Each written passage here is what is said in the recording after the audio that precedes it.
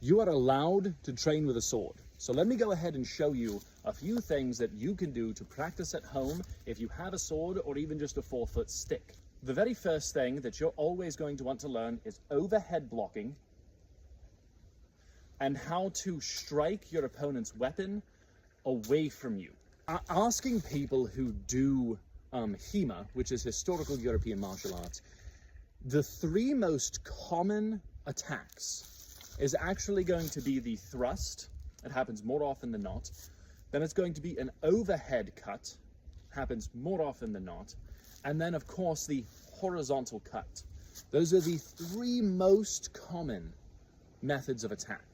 So if you can practice coming overhead and blocking, striking away, then you're set. Because you can strike away a horizontal cut and a thrust.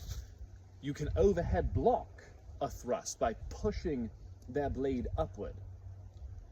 And you can horizontal block a downward strike, somebody who's coming in over top of you.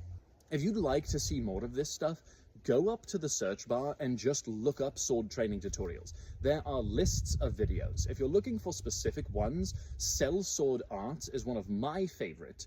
There's also Robin Hood Swords. There's also, I think it's Robin Swords. He's a very well-dressed gentleman with a mustache. I think he wears glasses as well, who does sword training. But a lot of that stuff that you're going to look up is only going to show you how to use a long sword. There are things that you can translate from long sword to a shorter sword, but overall, you want to look up what you're specifically training for. Specificity is going to beat generalization in this area far more than generalization is going to help you. If you're generally skilled at many things, you're not really skilled at one thing. A jack of all trades doesn't necessarily apply to the sword, because anyone who has more training than you with that sword is going to do a better job.